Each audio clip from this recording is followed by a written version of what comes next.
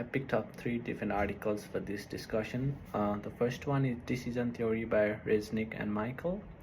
I found this article very interesting because it explains decision theory as a mathematical, logical, and philosophical analysis process. And I do agree with that, right?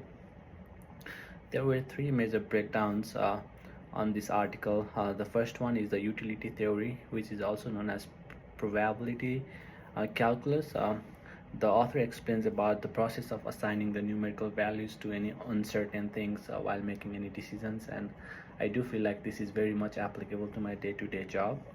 For example, we always have the uncertainty in terms of the supply chain management in my job because of the geopolitical issues. So adding some kind of numerical values to this kind of uncertainty, and making sure we have that buffer uh, while making our decisions in terms of the project timing, cost, resources allocations, definitely help us to make a better decisions for us as a team, as a company, and it also helps to build a good relationship with the customers, right? So utility theory is applicable everywhere in our day-to-day job and in our personal life as well. For the second one, I picked up the game theory. The game theory talks about how to make a decision when outcome is also affected by other people working together. So this is a really interesting one because, while you're working for a bigger company that has a variety of cross-functional team, you gotta make sure there is a proper communication between the teams.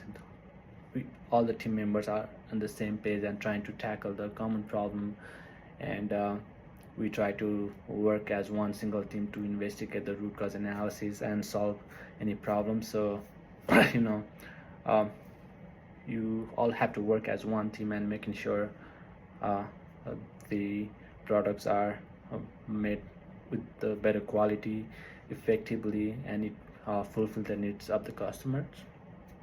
And the last one on this article is the social choice theory.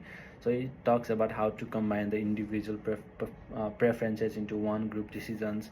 So as a there's always a different opinions, suggestions, and feedbacks that comes through from the variety of team members, but you gotta make sure you account for all of those feedbacks and try to deliver a decision that better fits for the company, better fits for its employees, and also bring an impact to the company. So it's this theory explains that no decision theory models are perfect. We always have to try to design a better system by understanding the trade-off and making sure it will give us the maximum output from that decision, right? So they're a very interesting topic on this article here. The second one today I'm gonna discuss is chapter number 11, Deadlock and Gardner and the super forecasting. This is a very intuitive one.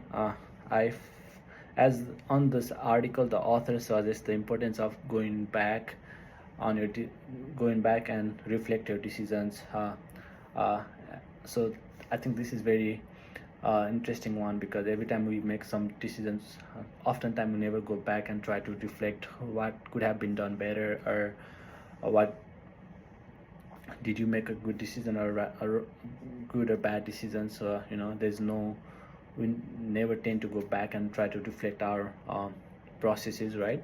So the author always suggests that the super forecasters always leave any space for the new ideas and from new feedbacks. So they always try to train themselves and educated themselves with the updated knowledge and ideas outside there. So as a super forecasters, you know they always tends to be so much open for new suggestions and try to make sure they implement the iterative process so that they can work on their weaknesses and learn more out of that.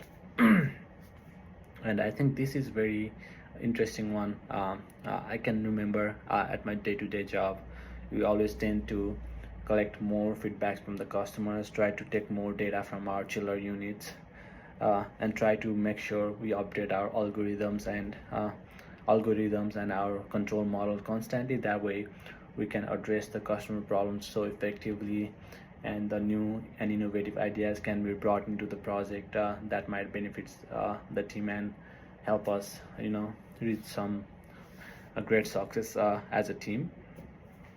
And this kind of things is also important on our day-to-day job. We need to reflect back to our journey and making sure we appreciate what we have done so far and what could have been done better.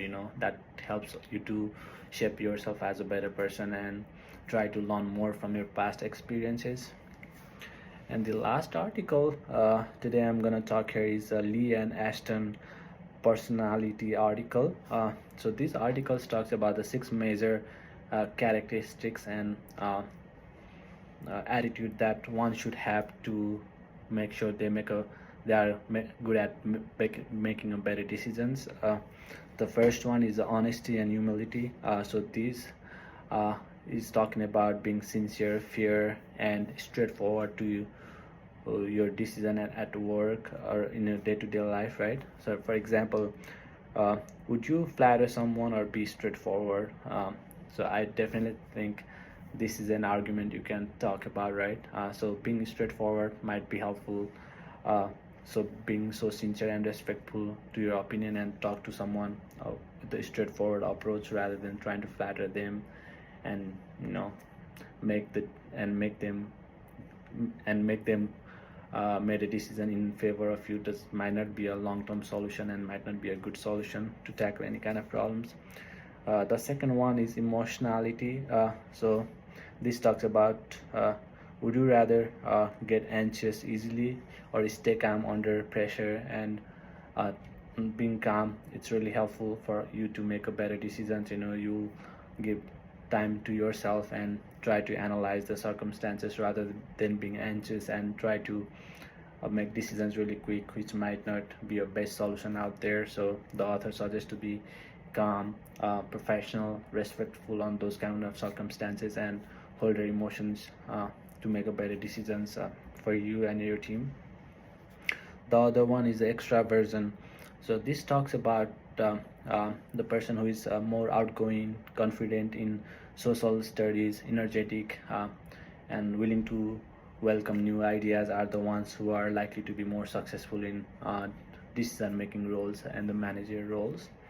The next one is the agreeableness. So this talks about how being patient, forgiveness, peaceful, and respectful help you to succeed as a team leader and a team manager rather than just rushing and not trying to make a practical decision that might benefit your team. So these are the characteristics that is really required to be a good leader. The other one is constant effort. So the author suggests about being more organized, disciplined, and hardworking, and being constantly trying to evolve with the new ideas and try to push the limit every single day. So these are identified as a key characteristics for a good managerial roles. And the last one is openness to the experience. So the author suggests about trying to be more creative, curious, and love the new ideas. This kind of approach definitely helps you to cope up with the variety of teams and be respectful for the new ideas. And once you are curious and trying to learn a different perspective from a different perspective, there's always a way you can learn better and learn from the subject matter experts, right? So the author explains about all these 6 different approaches that definitely helps you to be a better person in decision making for your life and in your day-to-day job, and helps you to succeed as a great leader. Thank you.